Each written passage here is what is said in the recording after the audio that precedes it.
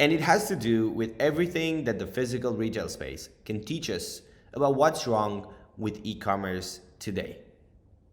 So, a great thing about looking at an age-old problem with new eyes is that you can't help not noticing the obvious truths. In 2019, while we were busy building software to augment physical spaces, I noticed that entrepreneurs in the e-commerce industry were celebrating conversion rates of 3% after spending millions of dollars getting people through the funnel. And that got me thinking. I began looking at it from a physical store perspective. Let's take a cliche example of success, Apple. Here is their most successful store in the world, the Nanjing East store, which attracts about 25,000 people per day. The average conversion rate of a physical store is 20 to 40%. I would say Apple is somewhere on the higher end of the scale. Now, let's have a look at their online store. Now, if you take their equivalent online store, it generally pulls about 26 million people a day. That's over 800 million visits a month. Now, let's look at them side by side. What attributes do we see in the first example? A physical store has people in it, right? 25,000 of them, buzzing every day. That place is alive. Make no mistake about it.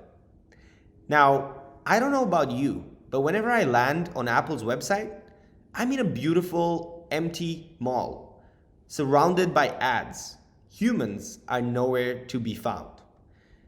26 million visits a day, and I still feel all alone.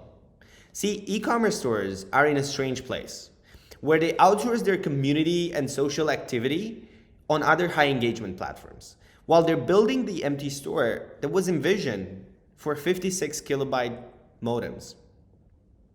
Now, the second thing is that there are places that educate, curate, entertain, or places you can just get help in. This is the best version of what currently ships from $1 trillion company. Not something to tell stories about, right? Now, the third thing we notice is that they're spacious, well-designed, and generally are places we enjoy spending time in. What we're noticing on the other end is that digital spaces get smaller. What do I mean by that? Well, the advent of mobile browsing brought us from shop equivalents to boxed-in experiences. See, we have this impression that websites are an infinite space, but this is absolutely not the case. The reason we host websites on a domain and we define screen sizes as real estate is precisely because we have a digital space that shares a lot of characteristics with the physical one. We took what was a mall and stuffed it in a 3x2 box and hoped it all works out. Now, this is not an interface problem. This is a medium problem. And let me show you why. Here's the first online transaction that happened in the UK in 1984. An old woman used the telex system on her TV to purchase groceries from Tesco. Does this look familiar to you? She was persuaded by the most powerful communication medium ever created, video broadcasting, to land in a place designed for a 2 kilobyte transfer rate to complete a purchase. She got in, purchased, got out. We see this pattern replicated till today, over and over and over again. Very much like 50 years ago, we're starting to persuade people on social platforms through rich video content to then land them on a static environment, hoping they will finalize the purchase. We take people from immersive rich experiences to drop them in the space designed for the bandwidth of telephone modems. We did not change much in the last 50 years, but something did change. Here is what data is showing us about the usage of the most powerful medium known to mankind. Do you see the pattern? Video apps take over 62% of our monthly data stream, while browsing a mere 3%. That just shows where the bandwidth of information gets allocated. What social platforms have realized early on is that by choosing the correct medium, your company increases its communication bandwidth capacity to such an extent that it can easily become social, spacious, authentic, and engaging, and a dynamic place, which is exactly what a physical store is.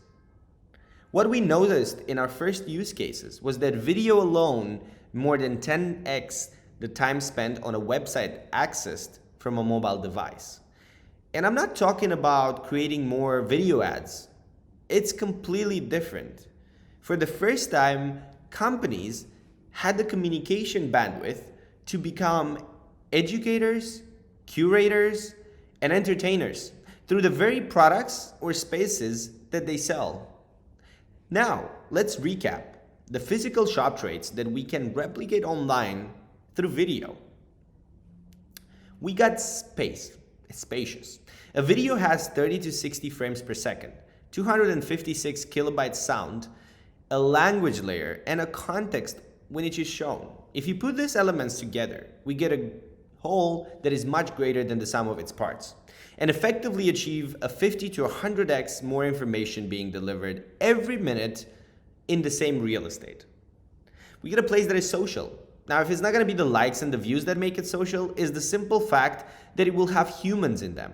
And that is just enough to feel like you're not all alone in an empty store. It's a place to educate. Now, this is obvious. You can get to show and tell, from unboxings to how to use.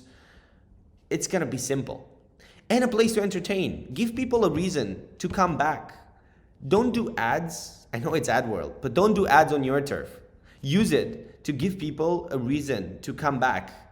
Could be investment in a masterclass. Could be influencers in the field that could show you things you never thought possible with the products that you have. Everything in there eventually leads to sales, to a better conversion, to a better retention, and overall a better customer satisfaction. And ultimately, have a brand voice. Start telling the story and create a community that is fully in your control. Don't create the empty shop that no one wants to be in.